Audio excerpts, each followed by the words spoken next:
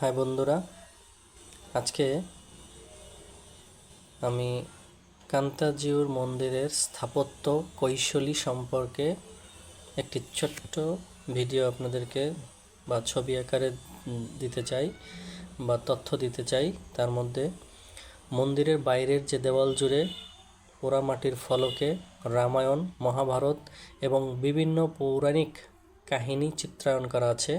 পুরো মন্দিরে প্রায় 15,000-এরও মতো টেরাকোটা টালি আছে।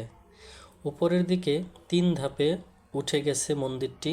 মন্দিরের চারদিকের সবগুলো খিলানো দিয়েই ভেতরের দেবমূর্তি দেখা যায়। মন্দির প্রাঙ্গণ আয়তাকার হলেও পাথরের ভিত্তির উপরে দাঁড়ানো। 50 ফুট উচ্চতার মন্দিরটি বর্গাকার। নিচতলায় সব প্রবেশপথে বহু খাঁজযুক্ত খিলান রয়েছে।